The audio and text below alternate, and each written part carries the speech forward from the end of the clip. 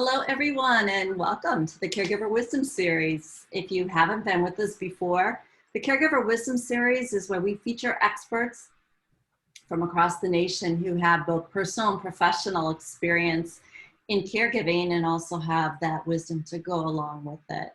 Hi, I'm Deb Kelsey Davis, and with me is Kelly Johnson, and together we're the co-founders of Nourish for Caregivers, and we happen to be caregivers ourselves too.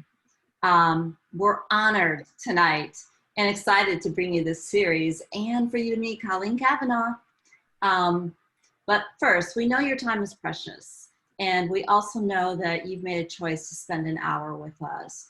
So we are grateful for that, and we promise not to go over the hour that we have together. So we hope you find some spiritual nourishment along with all the practical and emotional aspects of wisdom that comes together tonight. And we also encourage everyone to locate that chat box and to use the chats so that we have an opportunity to collect your thoughts and questions when we come to the Q&A part, where Colleen will be stepping in, and we'll have an opportunity. We'll be working through the chats to ask those questions of Colleen. So without further ado, I'm going to invite Kelly to start us out with a prayer. So let's just take a moment and breathe in. Some of us are having a little bit cooler fall air, so just take a moment to relax, put your shoulders down, let go of the stresses and the worries and the concerns that we have, and place ourselves in the presence of the Lord. And we begin, Lord, as the seasons change, we look in awe at your artwork, the painting of the landscape above, below, and all around us. You carefully unfold the beauty before us as if a perfectly orchestrated, just like a conductor would lead an orchestra. You color each of us too, for our unique purpose, equipping us with what we need to conduct our day. Please bless our work, bless our intentions, fill us with your Holy Spirit to nourish us and guide us as we navigate this journey. Give us the grace and gratitude we need to embrace your blessings, and help us to use these gifts wisely. For the vibrant colors, the sense of the season, and your constant love for us, we thank you, Lord. Amen. Amen. So I am thrilled to introduce to everyone Colleen Kavanaugh. And let me just share a little bit about Colleen with you before we start. So probably like many of us, becoming a family caregiver is rarely anyone's dream job. And for a decade, as you're going to hear, Colleen cared for her parents. It was a role she wasn't prepared for, and she denied having it, quite frankly, because she was also a mother, a daughter, a sister, a partner, a friend, an employee, and a very active daydreamer.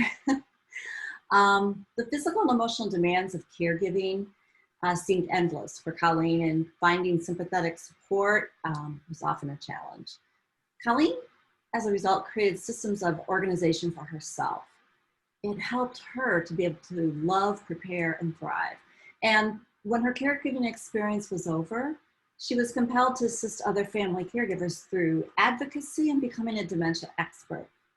She works with family caregivers and now entrepreneurs to feel supported and capable in their roles by offering a unique blend of straight shooting practicality, and I can account for that, creativity, and spirituality.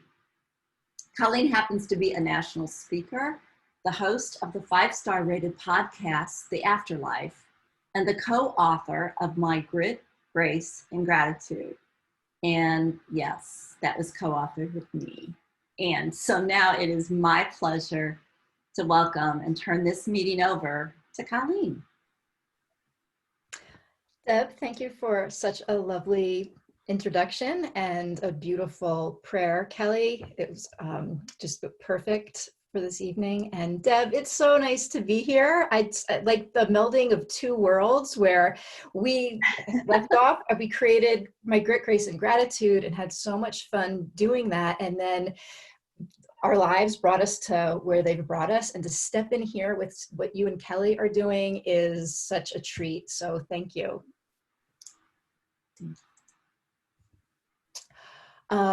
So I guess we can start. I have a presentation on tools to thrive by, which will cover practical and emotional systems to sustain you. And let's see, let me find the controls on the slideshow, and I can do two things at once. Let's see. Okay, here we are. So, tools to thrive by. Today, we're going to focus on 3 areas of support for family caregivers: medical, tactical, and emotional. Oops. Sorry, hold on. I think I hit the wrong button. I'm going to go back. Okay, I think we're in business. So our 3 areas that we'll be covering. But first, I want to share a brief look at my caregiving story, because everything I'm going to share here is a direct result of this experience. So I was 32 years old and had just temporarily moved back home with my 3-year-old son to catch my breath and figure out my next moves after my divorce. This was going to be temporary. However, within 3 months, my mom, in her 60s, was diagnosed with stage 4 breast cancer. Her diagnosis strapped me onto a roller coaster at caregiving that I wouldn't get off of for, as Deb mentioned, the next decade. 3 years of managing my mom's illness, and 7 months after her death, my dad was diagnosed with Alzheimer's and Parkinson's diseases.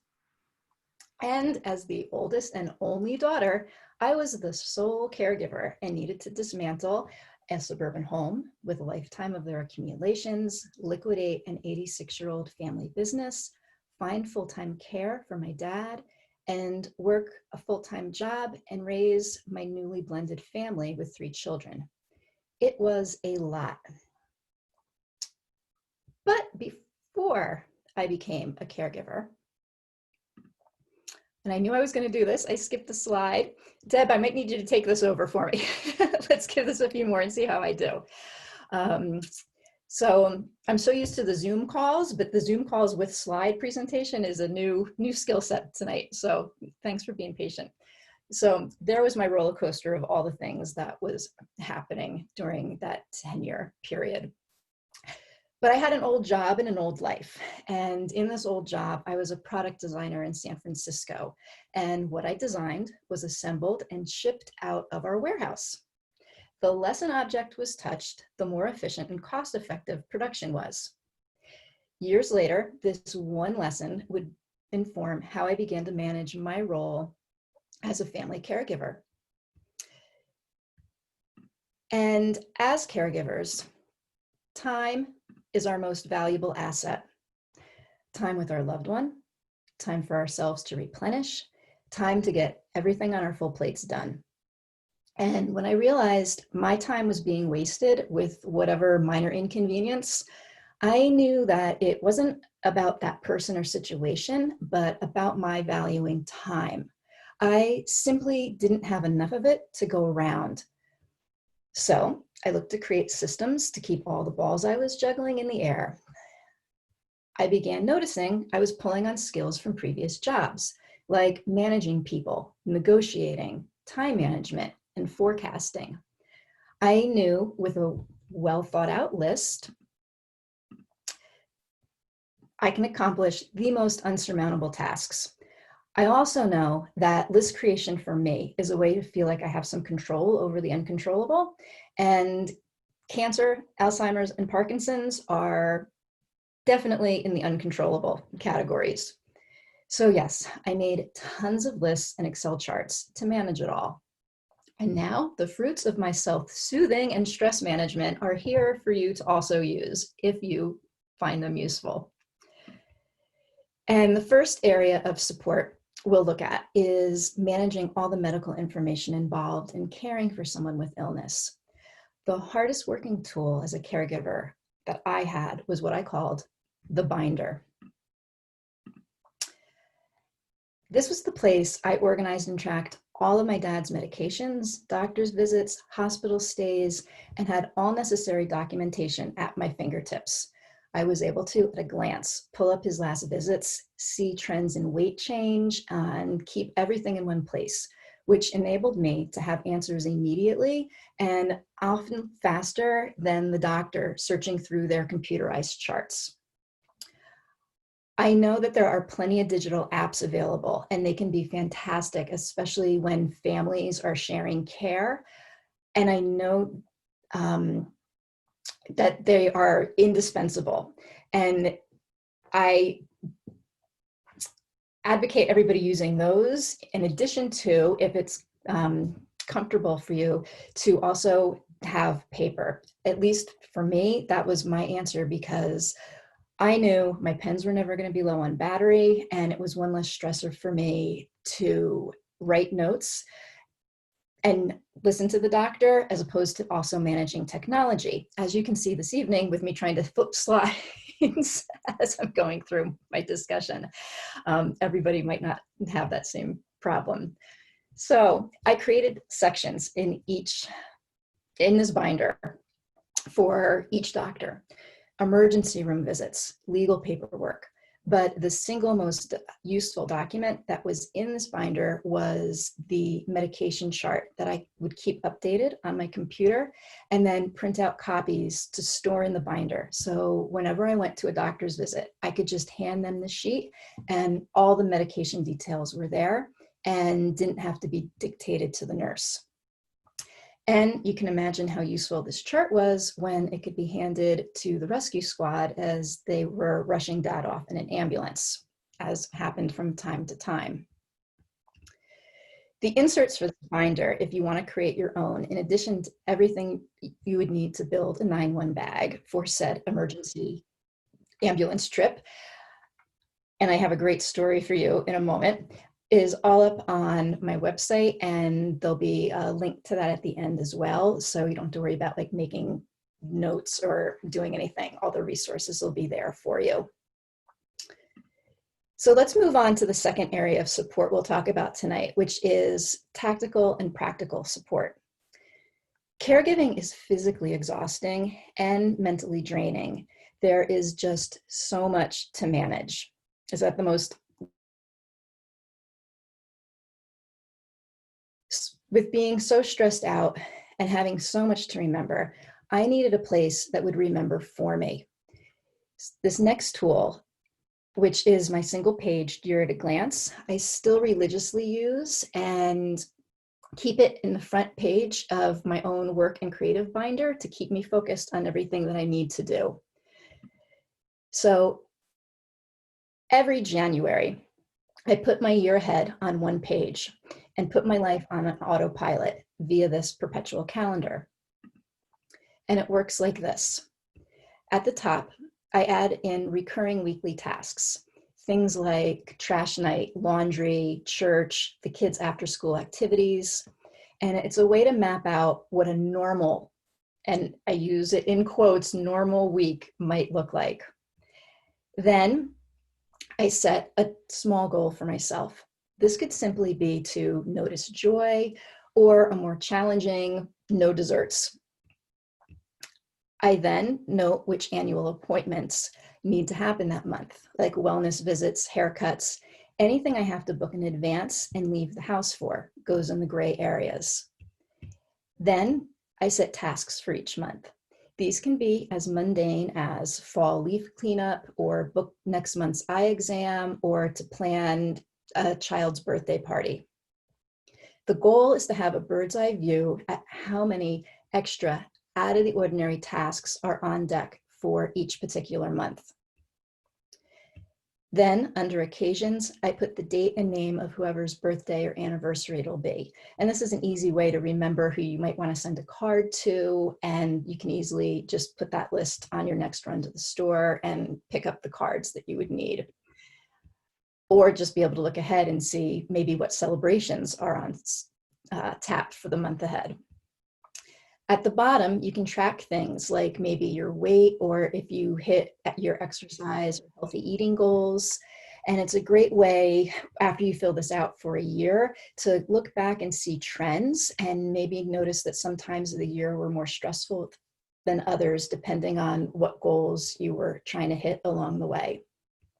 And the first version of this you create will be the most time consuming, but from there, you're really just editing as your life changes.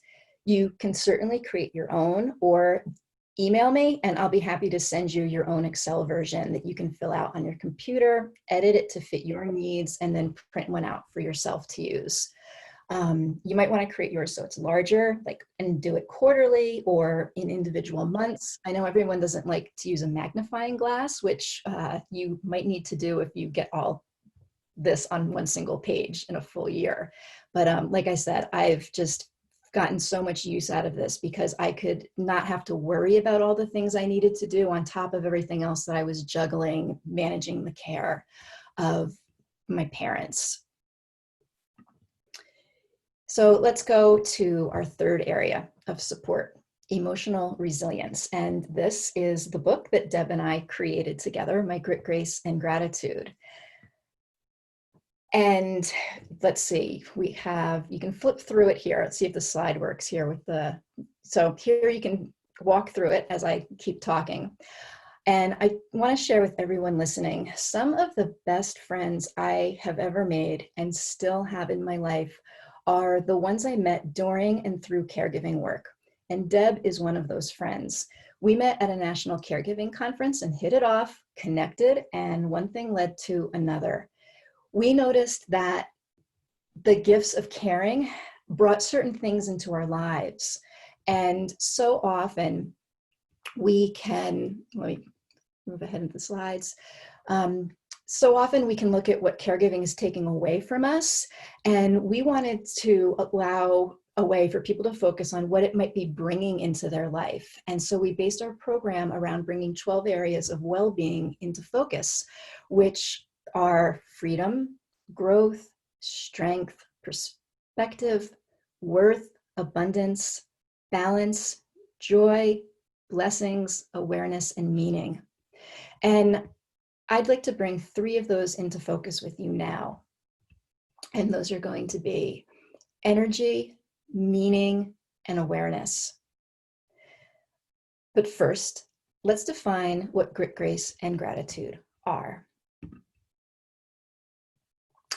Grit. Grit is the getting in there. It's gonna get messy and we're just gonna get this done because we have to. And our siblings might be 3,000 miles away. And with this gritty way of being, we are able to move mountains. Grit is what gets us through the marathon situations of our lives. It's what gives us the stamina to stick to things over time. And it's really a blend of perseverance and passion coming together to give you the strength to continue on. And grit can sound a bit like this. I'm not giving up. Mistakes happen and they're not going to get in my way. I'm not afraid to try new things. I believe situations can be changed for the better. And a positive of grit is that it can reflect an undefeatable spirit. A con of grit could be that it might come off as being rough around the edges or even uncaring. And that's where grace and gratitude can come in to soften things up, which we'll be getting to in a moment. So in my experience of caring, one of the moments I needed the most grit was watching my dad slowly lose his mobility and cognitive abilities and not knowing how long he would live like this. And I know each of you has something that exemplifies grit in your own life and or caring experience. So let's move to grace. Grace is the ability to accept, turn the other cheek, give a little bit more than we think we can, and maybe not say that one thing we're actually thinking. It's the ability to let things lay as they are without overreacting and trying to change them. In a way, the opposite of grit is grace. Instead of jumping into something with both feet, it's something a bit gentler, softer. It's giving patience to a situation. And grace can sound like this. If something does not go my way, I'm not going to dwell on it. I mean what I say, but I'm not mean when I say it. Being happy is a choice I make. I think before I speak most of the time. And a pro of grace is that it's generally considered a great quality to have. A con can be that it could lead to an action or placid acceptance of a situation that does need changing. And this is where mustering up your grit can be useful, because sometimes you need to take off the white gloves in favor of the working gloves. So grit and grace can be interchangeable depending on the situation and the needs at the moment. And grace for me was not fully exploding on the staff of the assisted living who sent my dad to the emergency room.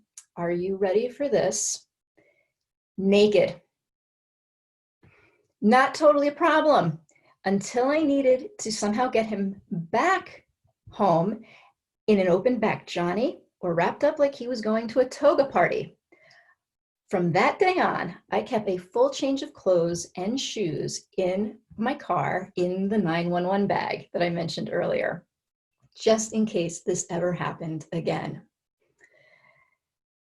And I am sure as caregivers here, we all have some type of story that is an example of having grace in the face of some bizarre situation. We've got stories. So let's now move to gratitude. And this is the big one. There really are no cons to it. Gratitude is that secret spark that's able to blend the grit and the grace to create a whole way of being. If you think you need grit and grace a lot, you actually need to cultivate gratitude even more, because the gratitude is something very conscious. It's something we bring our awareness to. It leads us to being able to diffuse situations and say, I need to stop. I need to be thankful because this person in front of me, this coworker or partner, spouse or roommate or child, is yelling at me and having a nuclear meltdown right now. And we're going to get through this. In the midst of it, you can be grateful that you're there. You can be grateful that there might be a storm outside, but there's a roof overhead.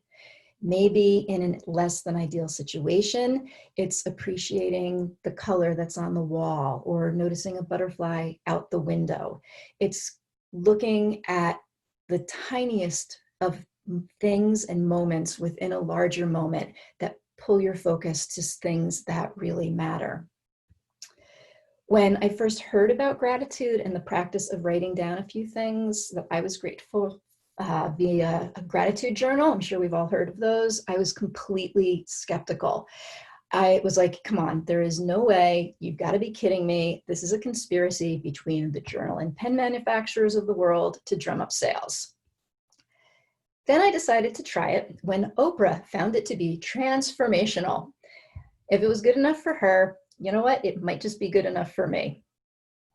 So I listed 3 things I was grateful for each day for 30 days, and it brought my appreciation for life and living out of the fantastical, I need a surprise party and a pony, down to the tiniest of moments that I was eventually able to experience. Not with my dad throwing me a surprise party or buying me a pony. He never did either of those things, but in feeling my dad squeeze my hand when he was in the late stages of Alzheimer's as his way of connecting with me and saying, I love you. And I'm going to come back to this example in a bit. There are studies that have been done that say even sitting for 5 minutes a day with your gratitude journal or thoughts can increase your well-being by 10%, reduce depressive symptoms by 35%, help us sleep better, and even significantly lower blood pressure. All of this from just thinking differently and noticing the good things around us. How else does gratitude change us? It makes us more optimistic. It gives us more self-esteem, and it makes us less materialistic and less self-centered. It makes us friendlier. It helps us relax. Why does gratitude change us? It slowly changes the way we perceive what we focus on. And gratitude can sound like this. For the next 5 minutes, I'm quietly drinking tea and I'm happy. I have everything I need. There are places I'd like to be right now, but it's a gorgeous day right here. Gratitude for me was being able to see the smallest moments, like the look in my dad's eye when he'd see his grandson walk through the door for a visit. The combination of harnessing the right balance of grace and gratitude for specific circumstances creates the ability to change course and discover inner strength. When these three traits are engaged, we can more easily adapt and bounce back, and we can proactively move from surviving to thriving in any circumstance life sends our way. Now, what if I told you I could make all your worries disappear, or rather that you can make all your worries disappear? Before you can engage your grace and gratitude, there's one little trick. You need to know that you're in a situation that requires you to engage differently, and you need to become present to what's happening around you through the practice of presence. This is the biggest lesson my dad taught me when he was sick, that just being there is more than enough. But I am a doer, constantly in motion. If I was with my dad when he was in the nursing home, I'd be straightening his room or cleaning his wheelchair. But it was in the moments that we would go outside and sit under a gazebo with nothing to clean, and after I had run out of things to talk about, and we'd sit in silence. That is when he'd be the first one to notice the deer that were off in the woods, or hear the hum of the traffic from the highway several acres away. And he'd tell me, I'm happy, or, you know, I love you. I really don't have any regrets caring for my dad, but I do wish I let him have a filthy wheelchair, because I don't know how many other I love yous I missed out on because I wasn't present. I was there, but I wasn't really there. So I want you to think of something that you are worrying about, either something that has happened or something that may happen. And now that I've just bummed you out, I want you to stop, and I want you to put your index fingers and thumbs together and just get still and quiet and just focus on breathing. Can you get still enough to feel the pulsing underneath your skin? And let's just take a few seconds to sit and just focus on feeling that energy in between your fingertips.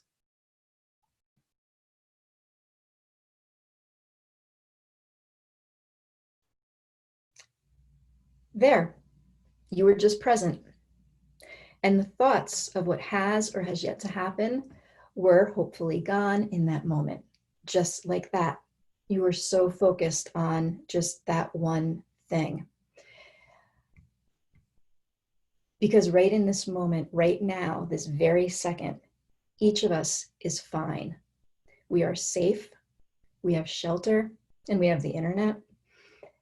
When we are consciously aware of being in the present moment, we are free from worry and anxiety. And that second is gone, but now we're in the midst of the second, and we're still doing fine. There might be things coming up in the future, and we will get there when we get there. But for right this moment, we can, if we consciously bring our awareness to it, put that aside for a moment. And we can't live in the past or in the future. We can only live in this moment. The future, if we're lucky enough to be in it, is really a figment of our imagination. And the past is a figment of our memory. Neither one is actually real. It's thoughts, right? But this is real, this moment, and being aware of this moment will bring you to a place of focused intention and ultimately peace. So let me get back to gratitude. I went from thinking someone needed to throw me a surprise party with a pony to someone like my dad just squeezing my hand, being everything I needed. And that is the power our gratitude can hold. And where that gratitude brings us is to a place of being present enough to realize the person next to me is squeezing my hand, and that means something.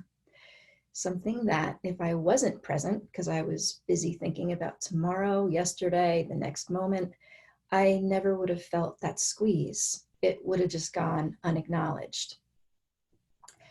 Everything we'll be talking about here will bring you to the state of presence. The first step, though, is to find acceptance of the reality you are in the midst of, regardless of how much you don't want to have whatever it is happening, which I know is easier said than done, especially when that something might be happening to one of our loved ones. We're all familiar with the expression, "it is what it is." This phrase used to drive me wild. It sounded like it meant, oh, well, nothing I can do about it.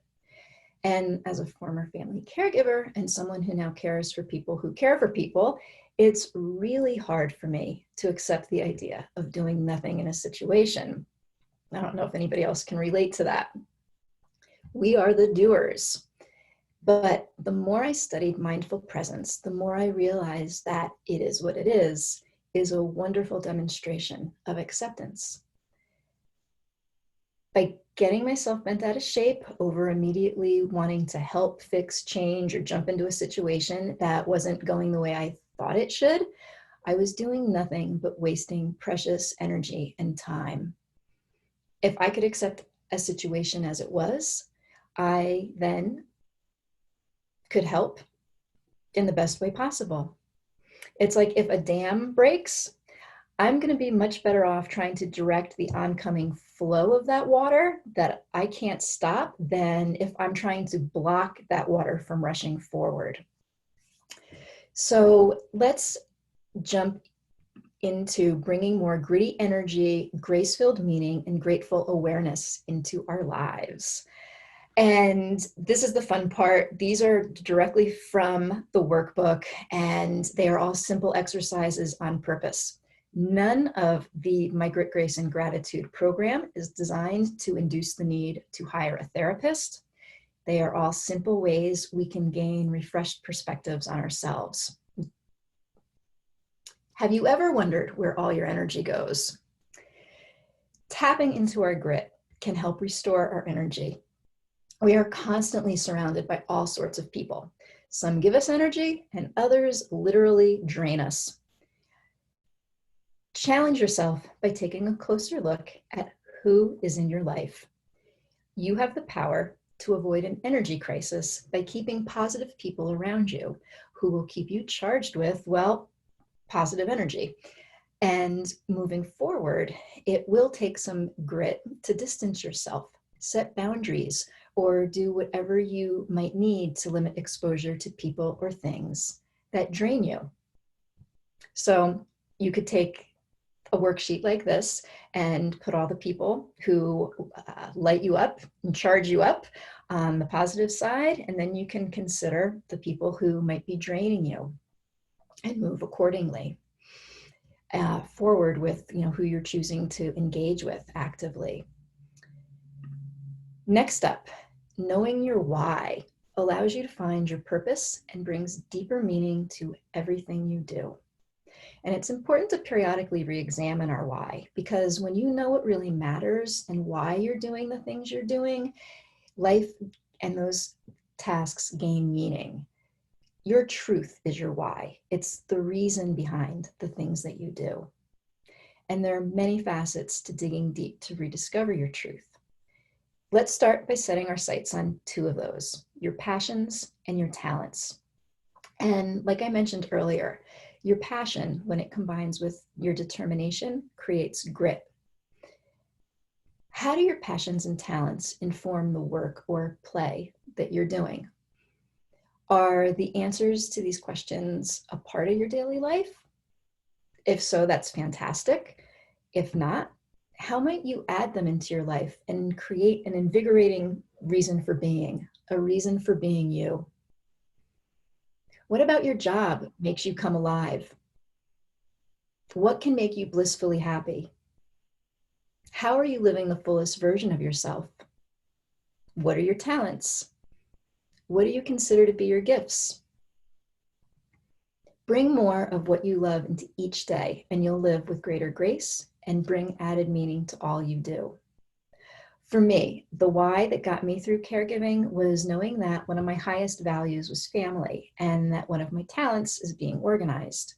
So when I felt resentful from seeing photos of my brothers on island vacations and I was landlocked with Dad, I knew that being here with him was more important to me than being anywhere else on a vacation.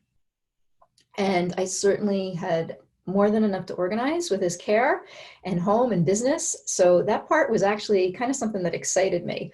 All right, let's dip back into presence with another practice to bring our awareness to all the goodness that is around us. And gratitude looks different when you look a little deeper. Living within a state of gratitude opens a world of abundance to us that previously may have gone unnoticed. And that world ignites when we engage all five senses. It's one thing to appreciate how something looks or makes us feel. It's another thing altogether when we also notice what we hear, smell, touch, and taste. Within any given moment today, pay attention to each of your senses.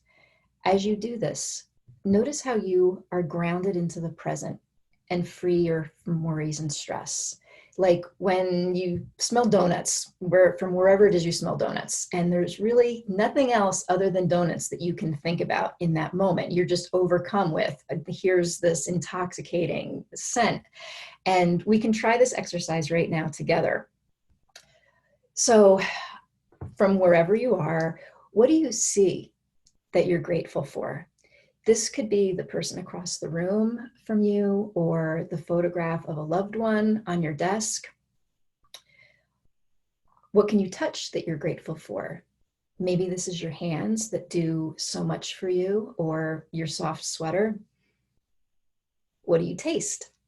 Are you drinking water, coffee, maybe chewing a piece of minty gum? What can you hear right now that makes you grateful? And it doesn't have to be the sound of my voice. Maybe it's the sound of a heartbeat. And then what do you smell? That cup of coffee, perfume, donuts? And there, like that, we've just become present to this moment and tuned our gratitude into a 3D experience. You can practice this at any moment of the day, especially when you're stressed out or even in the middle of an insomnia attack. Pausing to take in all that's around us instantly centers us in the moment. And when we are in the moment, we can't worry about the past or the future. It's like creating an escape hatch out of worry. So, how can all of these things work together? Let's go to the supermarket for a real life example. Why the supermarket? It's something mundane that we all do. And if we can apply it to the universal, we can apply it to the particular of caregiving. If you love this chore, just pretend for a moment you don't, or substitute it for something you don't like maybe filing taxes in April. All right, so you know you're going to the store or whatever other place maybe that you don't like to go to, and it might not be pleasant. And if you're aware of this before you go in by bringing presence and awareness to what you need to do, you know you need to engage your grit, grace, and gratitude. So for example, I know I have to go to the supermarket each week. I know that any number of things could make me crazy once I step foot inside. By stopping for a moment in my car before going in, I can become present and release all the fears of what might happen to me in the future when I go in there. I can accept that this is something I need to do today. From there, I can grab my grit, grace, and gratitude and walk in there armed to have a more pleasant experience than I may have had otherwise. I'll engage my grit. I will know that there are going to be folks shopping there who have their heads in their phones, or the mom with the 7 cranky toddlers in tow that are going to drain me. So I can steer my cart away from them at every chance I'm able. I know that there's an employee in the frozen food aisle who sings TV theme songs to himself out loud and makes me smile. So I'm going to make a point to roll by him. I'm going to engage my grace. I've got my why ready. If I can get in and out of here today, I am set for the week, and I'll cook meals I love and not waste money on takeout or end up eating a cracker and a slice of cheese for dinners. And while I am certainly not passionate about this chore, I know that when I'm home cooking for my family, I'm going to be engaging in something I'm passionate about and using my gift of cooking food everyone loves to eat. And then I will engage my gratitude, and I'll be thankful that I don't have to forage in the wild for my produce, and I can go to a single store and get everything I need. And I can bring a heightened sense of awareness and presence to this chore by looking to engage my 5 senses. The bakery will smell great. There will be flowers to admire. I'll be touching all sorts of things. This particular store plays halfway decent music, and there is always that lady in the cheese area offering tasty samples. I've now gone from a potentially aggravating situation to something that's actually now enjoyable. Everyone around me is better off, and I am better off. And I have the energy to complete the task. The task holds a deeper meaning because I'll be cooking later, which I love, and feeding and spending time with my family. So it's a means to my end. And all of that makes me aware of how lucky and grateful I am. In caregiving, we are helping others to be better off, but it has to start with us first. If we live it, we can give it. So I hope that now, when challenging situations arise for you, you can say with your medical binder in hand, kiss my grit because I am fearlessly grace-filled and powered by gratitude. And I'd like you to know that your grit can be the thing that gives someone else strength. Your grace can be passed on to someone who needs it, and your gratitude will shift your appreciation to the little things that make this life so enjoyable. Continue doing everything that you are doing, and what you need to do to succeed every day is right inside of you, and don't be afraid to let your inner light shine as bright as it is able. I hope that what has been shared tonight has helped you love, prepare, and thrive during your caregiving experience. Like I said, all of the resources and links are on this secret page on the website. And if you have any questions, please feel free to reach out and contact me. I would love to meet you. And Deb and Kelly, this was a wonderful pleasure. If anybody has questions, let's go. Thank you, Colleen. I have to say, I am a binder person also, so you were speaking my language with that. I got to that point because I put everything on the brand new iPad. Ooh, isn't this cool? This will be so great. Yeah, well, then that iPad didn't work, and I had spent all that time getting it on there, so I still walk in with my binder. So I am right. Oh, good. And it's a great tool, absolutely. It is. And I am now less of a needing to list all the medicines because we're down to 1, but we still always need the health history. So I have a type sheet that has his health history that on there so that everyone can kind of see the outline of how things go. And you see it at a glance. You don't have to click back to other visits on like a computer system like all the doctors' visits offices seem to have. And what is your favorite piece of your binder? That really being able to pull out that here's his health history, boom, here it is. And then inevitably same with you, someone will say, well, what was his whatever at whatever appointment, and it's a flip, here it is, boom, okay. So that's my favorite part. Great. Yep, absolutely. So love that tool. Colleen, you know, I have your binder. So, and I'm a digital person. I love digital. There is just something though that helps me stay organized by looking at it physically. Because even in the digital world, I found that things don't always get updated. And so you could actually have misinformation, even pulling it from my parents' medical records and downloading it.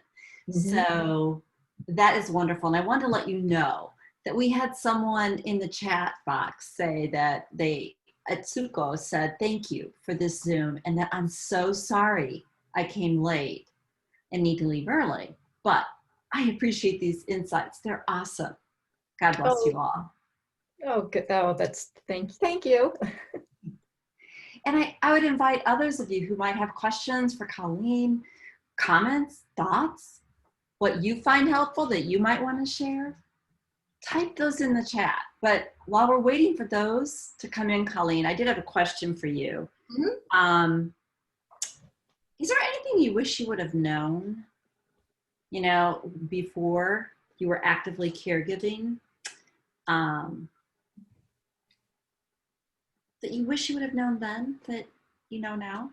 Oh, of course. Yes. Wisdom is so 2020. And yeah, can we even say that anymore, that anything is 2020? Like, do we want to ever reference 2020, the year again? Okay.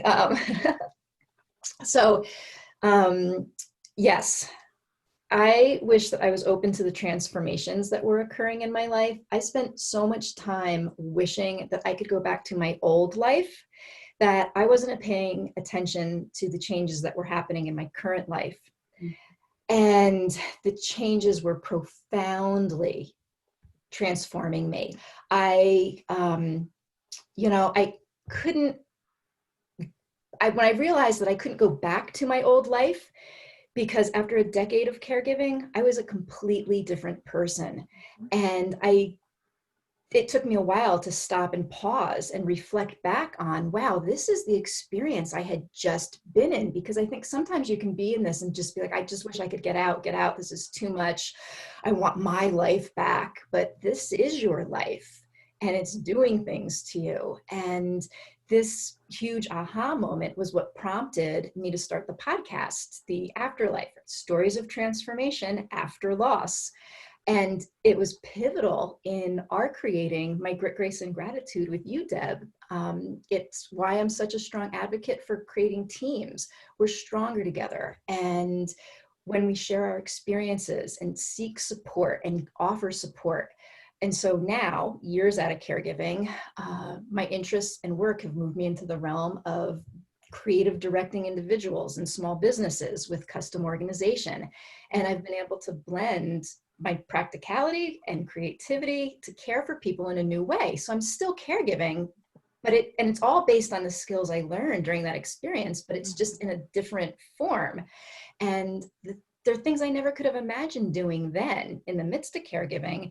And so I encourage anybody watching tonight that just be curious about those transformations that are occurring in your life today. That's great. That's great advice. Be curious. A comment and a question. So Christopher McClellan said, the best records are always records that are handwritten and updated on a timely basis. Bravo, Colleen. So nice compliment. Oh, yep. Thank And you. then Kathy said, I really like your chart. You are so organized. I'm not that great. How can I get started? What's the first step? Email me, and then go on the website and download forms that I have on there. That's the first thing. There's enough free components of the binder that you could start your own. There is even a workshop showing you how to create the binder yourself, page by page. So that's a way to get jump started. You can also email me if you liked the year at a glance chart. I'm more than happy to send that to you. And sometimes it is just sitting down with some paper, and not to knock digital again, and to map out, like, what are all the things in my life that are happening, and start looking and seeing what maybe can get grouped together. What things can I get rid of? There's a the one thing that I insist on when working with family caregivers is that they create a thank you yes list. Mhm. You know, when well-meaning friends and family end their conversation with, well, let me know if there's anything I can do to help. 9 times out of 10, our answer is, okay, period. So I have everyone come up with a list of all the things they do for their care recipient and look at what they either dislike doing, are not skilled at doing, or can have someone else do. And from that list, I have them create specific tasks and write them on the thank you yes sheet. This way, when the next time somebody asks at the end of the conversation, let me see if there's any, is there anything I can help you with? You are ready with an answer.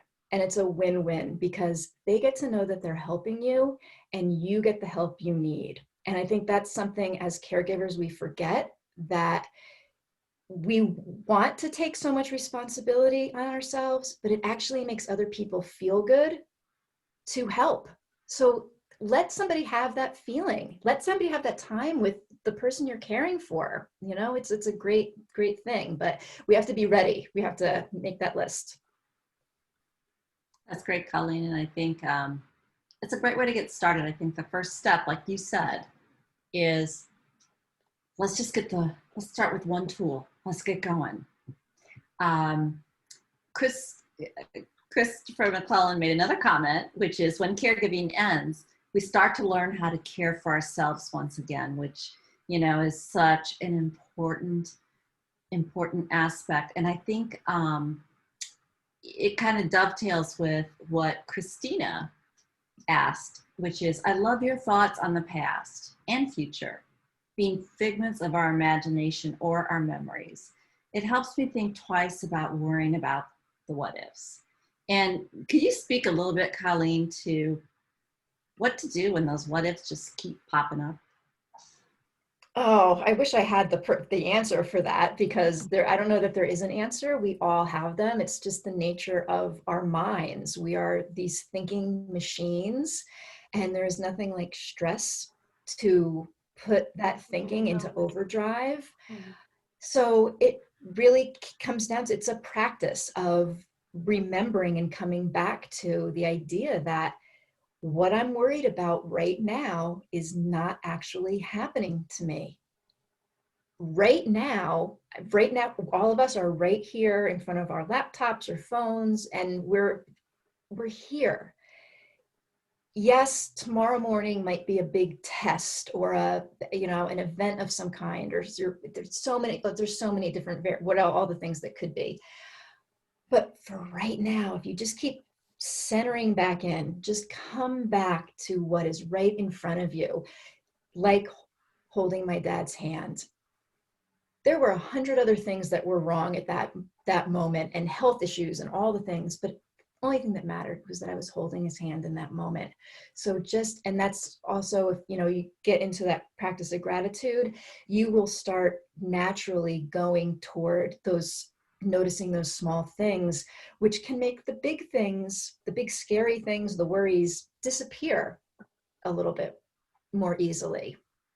Yeah, I think that is such an important aspect of knowing that you acknowledge your what ifs, but then you have the tools to let it go. There's a question that came up, and I'm going to share the screen again because Kathy Simolo asked, I must have missed it.